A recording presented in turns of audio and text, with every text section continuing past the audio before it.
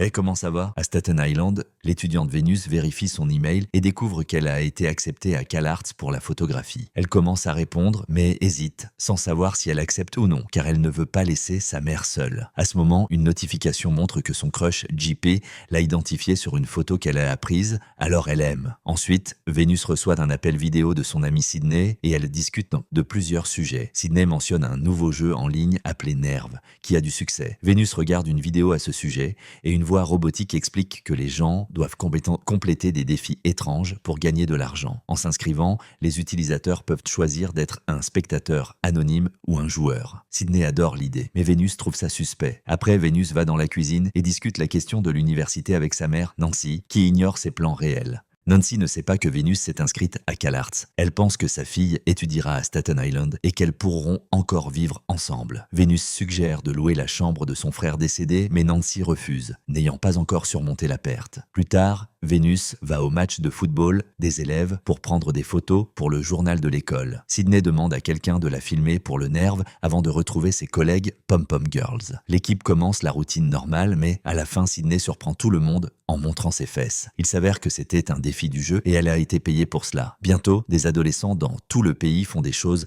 vraiment idiotes pour gagner de l'argent. Des choses comme manger de la nourriture pour chiens, s'accrocher à une voiture de police en faisant du skate et sauter d'une falaise, risquant leur vie pour une renommée instantanée et des récompenses financières. Après le match, Vénus et ses amis vont dans un restaurant de fast-food et une discussion commence sur la morale du jeu. Sydney profite de l'occasion pour dire que Vénus ne sort jamais de sa zone de confort, donc elle est juste une spectatrice dans la vraie vie. Quand Vénus proteste, Sydney la défie d'inviter JP à sortir, mais Vénus refuse. Alors, Sydney va dire à JP que Vénus l'aime bien. Malheureusement, JP explique que Vénus n'est pas son genre. Le cœur brisé, Vénus sort en courant du restaurant. Elle crie en faisant du vélo et les messages textes des amis la rendent plus irritée. Quand elle arrive à la maison, elle est si désespérée de prouver qu'elle vaut mieux que ça qu'elle décide de s'inscrire sur Nerve comme joueuse. La voix robotique commence par expliquer les règles. Les 2 joueurs avec le plus de spectateurs vont à la finale du jeu. Tous les défis doivent être filmés pour être approuvés. Un joueur sera éliminé s'il échoue ou abandonne et qui rapporte et 20 est foutu. Ensuite, le jeu demande son empreinte digitale et crée automatiquement son profil en utilisant toutes ses informations privées d'Internet, depuis ses livres préférés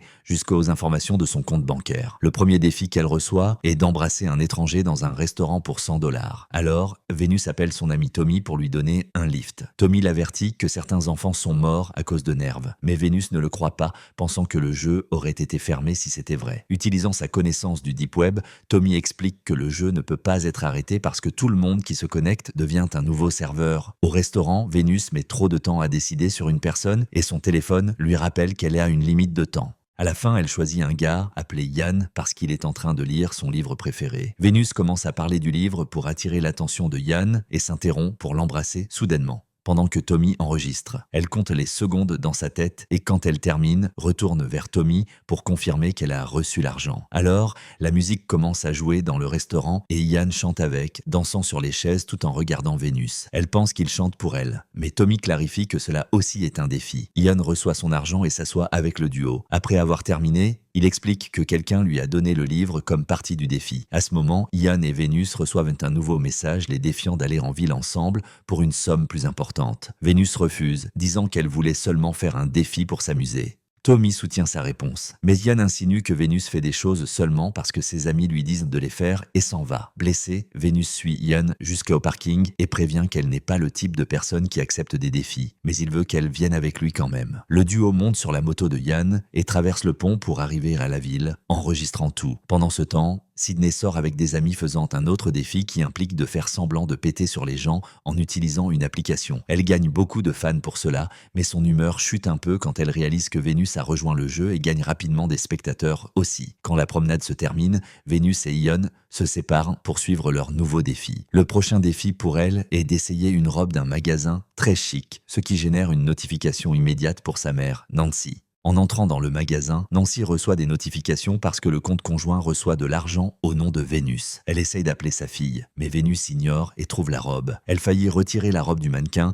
mais une vendeuse vient et donne une autre copie. Vénus court vers la cabine d'essayage et s'enregistre en mettant la robe, complétant le défi à temps. Alors, elle se regarde dans le miroir, aimant ce qu'elle voit. À ce moment, elle est trouvée par Yann, qui a aussi reçu un défi d'essayer des vêtements pendant qu'il la filme pour ses fans. Tommy est encore inquiet pour la sécurité de Vénus et s'inscrit sur Nerve comme spectateur pour garder un œil sur elle. Yann et Vénus décident de s'amuser en assortissant leurs vêtements avec des chaussures et pendant qu'ils sont distraits, le joueur Ty vole leurs vêtements des cabines pour un autre défi, les laissant coincés sur place vêtus seulement de leurs sous-vêtements. Bientôt, Vénus et Yann réalisent que leurs vêtements ont disparu et en même temps reçoivent un défi de 500 $ pour sortir du magasin. Les vêtements à vendre sont trop chers pour leur budget, alors ils décident de laisser les pièces derrière et sortir discrètement en sous-vêtements. Au début, personne ne les voit, mais éventuellement, ils sont découverts et n'ont pas d'autre choix que de courir vers la sortie pendant que tous regardent. Cela fait qu'ils gagnent beaucoup de fans. Sur la moto de Yann, ils trouvent un sac à un sac avec les vêtements chics et les reçus, donc ils peuvent les garder sans culpabilité grâce à un des spectateurs. Pendant qu'ils vont vers le lieu du prochain défi, Sydney appelle Tommy pour savoir les intentions de Vénus et pète les plombs quand elle réalise que Vénus est maintenant parmi les 10 plus populaires. Peu après, Ian et Vénus arrivent à un studio de tatouage.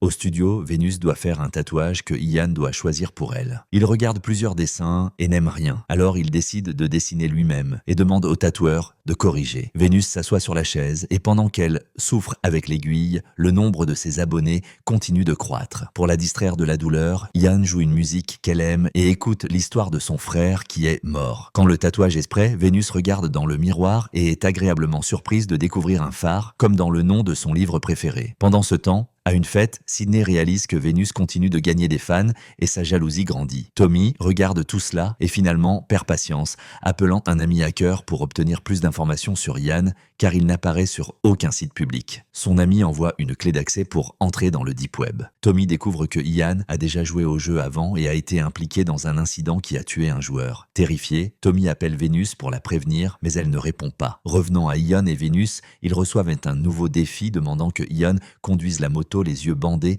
à 60 miles par heure à travers New York, tandis que Vénus doit donner les directions correctes. Vénus refuse de faire cela, mais à ce moment, Ty apparaît pour prendre une photo d'elle avec un autocollant de voiture. Après qu'il part, Ian convainc Vénus d'accepter le défi. Quand ils acceptent, une fille à la fête met la transmission sur la TV pour que tous regardent. Ian couvre son casque avec l'autocollant et ils partent. Quand Vénus confirme que le feu est vert, la direction est un peu maladroite et ils arrivent très près d'une autre voiture. Donc Vénus doit les pousser pour reprendre le contrôle.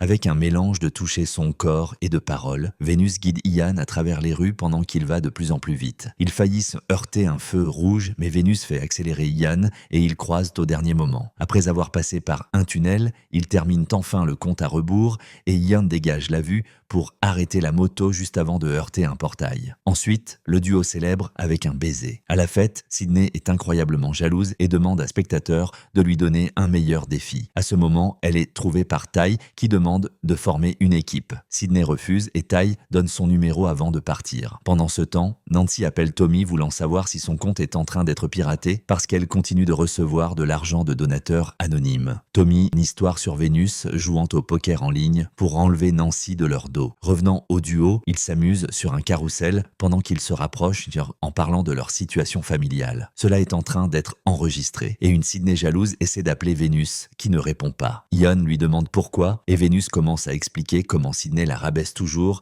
et l'utilise pour se sentir mieux par rapport à ses propres insécurités. Cela fait honte à Sydney devant tout le monde et maintenant, ses spectateurs s'unissent pour penser à un défi dangereux pour elle. À la fête, deux gars apparaissent avec une échelle et Sydney reçoit un nouveau défi. Elle doit utiliser l'échelle pour marcher d'un bâtiment à l'autre. Elle est ivre et étourdie, mais décide d'essayer quand même. Sydney fait les premiers pas maladroitement et tombe sur les mains et les genoux pour faciliter pendant que tout le monde filme. Cependant, elle doit être celle qui filme pour que le défi compte, ce qui cause des problèmes. Elle se lève pour prendre le téléphone de sa poche, mais tout le monde continue de crier des conseils, ce qui la rend nerveuse, la faisant laisser tomber le téléphone par terre. Le nerve annonce immédiatement que Sydney a échoué au défi et est hors du jeu. Dans tout le pays, des gens échouent aussi à des défis dangereux. Ty finit sur les rails du train et reste debout au milieu, laissant un train passer au-dessus de lui sans se blesser. Son défi est complété et maintenant, il est en première place. À mesure que plus de gens échouent, seulement quelques joueurs restent. Bientôt, Ian et Vénus arrivent à la fête et sont reçus comme des célébrités. Quand Vénus entend que Sydney a perdu, elle va vérifier comment l'ami va et la trouve se comportant mal avec JP. Cela déclenche une dispute alors que les deux commencent à s'insulter pour leur trahison. Sydney fait même une blague sur le frère mort de Vénus, franchissant la ligne. À ce moment, Vénus reçoit un défi demandant qu'elle complète le défi échoué de Sydney pour 15 000 $.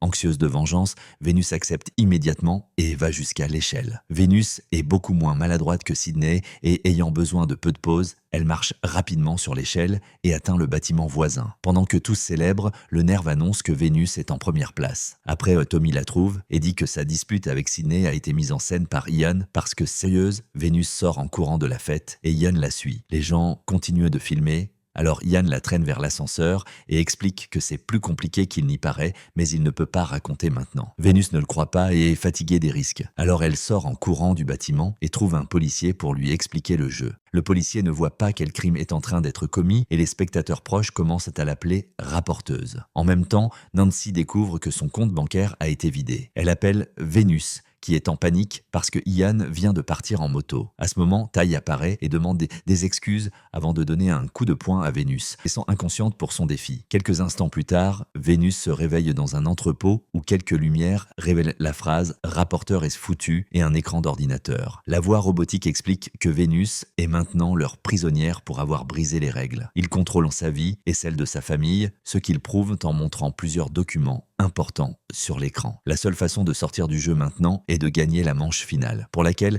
elle doit prendre le ferry de Staten Island. Elle donne un coup de pied dans la porte de l'unité pour sortir, se cachant quand elle voit quelqu'un près d'elle. Soudain, Ian apparaît devant elle et explique enfin tout. Ian et Ty ont joué à Nerve l'année dernière à Seattle et un de leurs amis est mort en essayant d'escalader une grue. Ils sont allés immédiatement à la police, mais personne ne les a pris au sérieux, appelant cela un accident. Le Nerve les a punis pour avoir brisé les règles et les vies de leur famille ont été ruinées. Ils ont touché à l'emploi du père de Ian, ont divulgué des photos de sa sœur en ligne et ont volé leurs identités. Il y a un niveau caché après ces spectateurs et joueurs appelés prisonniers et tant Ty que Ian sont coincés dedans. La seule façon de sortir du jeu est de gagner la finale. Et maintenant, Vénus est dans la même situation. Alors, Ian explique qu'il a fait un accord avec les spectateurs et ils lui ont donné un défi difficile exprès pour pousser Ty à la 3e place. De cette façon, Ian et Vénus peuvent aller à la finale. Ian prévoit de la laisser gagner. Vénus n'aime pas l'idée mais laisse Ian aller à son défi pendant qu'elle appelle Tommy pour demander de l'aide. Il est avec Sydney, qui a entendu la vérité et accepte de se rencontrer aussi. Les filles s'embrassent et s'excusent quand elles se rencontrent. Avant de discuter la situation, Vénus dit qu'elle veut aller à la finale, mais veut aussi détruire le jeu. Alors, elle demande à Tommy de changer le code de Nerve et révéler toutes les identités des spectateurs. Elle envoie aussi Sydney en mission secrète comme partie du plan. Pendant ce temps, Ian est en train de répéter le défi qui les a fait perdre la dernière fois. Il va jusqu'au toit d'un bâtiment très haut et se suspend à une grue pendant 5 secondes avec une seule main pendant qu'un drone l'enregistre. Il est terrifié mais réussit à le faire, même en montrant le doigt du milieu à la caméra. Maintenant, Ian est en finale. Après que Sydney termine sa partie du plan, elle va avec Tommy trouver ses amis hackers, qui travaillent déjà pour pirater le code ouvert de Nerve. Au même temps, Nancy trouve enfin le jeu et appelle Tommy, qui l'invite à se joindre à eux dans la cachette des hackers pour une explication. Vénus prend le ferry et quelqu'un laisse un sac en papier pour elle. Ian rencontre des spectateurs masqués dans le train qui l'emmènent à la prochaine destination. Éventuellement, Vénus arrive à un stade et la sécurité demande un billet, alors elle révèle l'arme du sac, tandis que des milliers de personnes se connectent pour regarder le défi final. Vénus entre et remarque beaucoup de spectateurs anonymes portant des masques. Ian arrive juste après et leur défi final est de tirer l'un sur l'autre. Celui qui tire le premier gagne le jeu et ils ont seulement 20 secondes. Les hackers doivent se dépêcher. Ian dit à Vénus de tirer et elle tire mais rate exprès. Personne ne gagne et tous les insultent. Vénus essaye de sortir mais un spectateur tire en l'air pour l'arrêter. Le spectateur enlève le masque et révèle être Ty, qui s'offre pour tirer sur Ian pendant que la foule applaudit. Vénus court pour se mettre entre eux et appelle les spectateurs des lâches pour se cacher derrière des masques et des noms d'écran, trouvant du courage seulement en groupe. Ty ignore ses paroles, alors Vénus le défie de tirer pendant qu'il cherche l'approbation de la foule. Un sondage apparaît sur leur téléphone et tous votent en faveur de Ty, tirant sur Vénus. Il procède à faire exactement cela. Ian crie et tient le corps de Vénus tombant. À ce moment, les hackers terminent enfin le travail et les vrais noms de tous apparaissent sur les téléphones. Un message apparaît disant qu'ils sont complices de meurtre. Terrifiés, des gens dans tout le pays commencent à se déconnecter et sortir du stade, ne laissant pas un seul serveur allumé pour que Nerve existe. Un furieux Ian essaie de tirer sur Ty, mais soudain, Vénus se réveille et l'empêche. Il s'avère qu'appeler Ty était la partie du plan de Sydney. Son arme avait des balles à blanc tout le temps et le sang de Vénus est faux. Ty et Ian, maintenant, enfin se réconcilier. Dans la cachette, tous célèbrent et les hackers récupèrent même l'argent de Nancy. Après être sorti du stade, Ian admet que son vrai nom est Sam et le couple s'embrasse. Quelque temps plus tard, Vénus est heureuse fréquentant CalArts et sortant avec Ian, tout en maintenant une amitié plus saine avec Tommy et Sydney. Ainsi se termine Nerve, un jeu sans règles, film de suspense de 2016.